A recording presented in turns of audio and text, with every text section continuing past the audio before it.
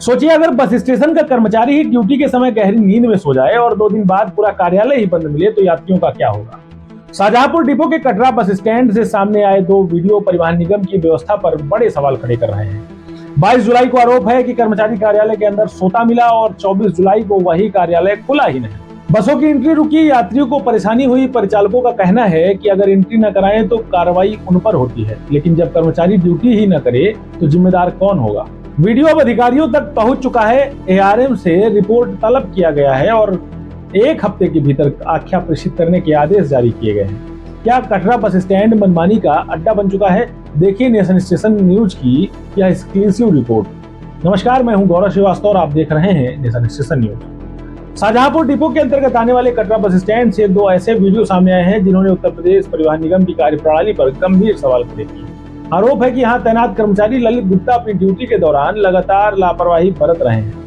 इतना ही नहीं, कर्मचारियों का आरोप है कि कार्यालय कभी बंद रहता है तो कभी कर्मचारी ड्यूटी के समय अंदर सोते हुए मिलते हैं। यह वीडियो 22 जुलाई 2026 का बताया जा रहा है।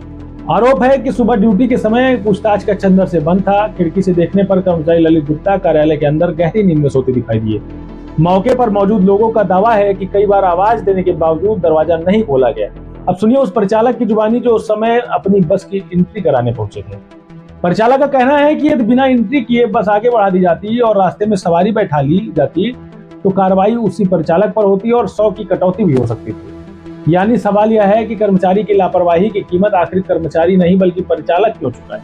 अब देखिए 24 जुलाई की तस्वीर।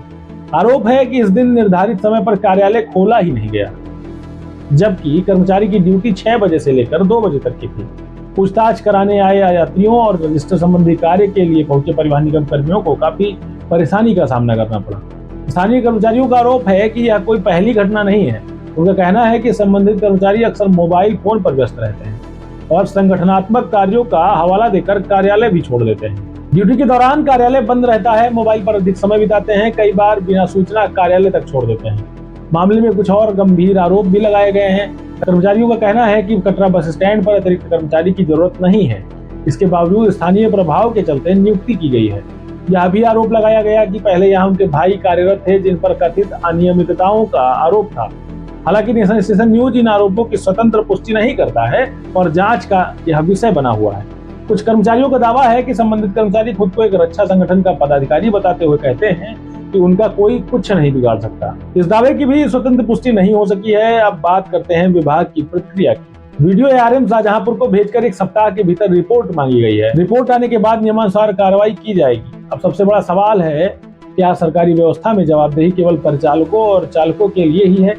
फिर कोई कर्मचारी ड्यूटी के समय सोता मिले या कार्यालय ही न खोले तो उसकी जवाबदेही कौन तय करेगा? अगर जांच में आरोप सही पाए जाते हैं तो यह केवल एक कर्मचारी की लापरवाही नहीं बल्कि यात्रियों की सुविधा, सरकारी अनुशासन और परिवहन निगम की कार्यप्रणाली पर गंभीर सवाल होगा। अब निगाहें विभागीय जांच और होने वाली कार्रवाई पर टिकी हुई हैं। लगातार खबरों से अपडेट रहने के लिए nationstationnews.com पर जाएं। नेशन स्टेशन न्यूज को सब्सक्राइब करें, फॉलो करें, शेयर करें, जिससे लगातार आम आदमी की आवाज को बुलंद किया जाता रहे। चैनल को ज्यादा से ज्यादा शेयर भी करें। नमस्कार, जय हिंद, जय भारत।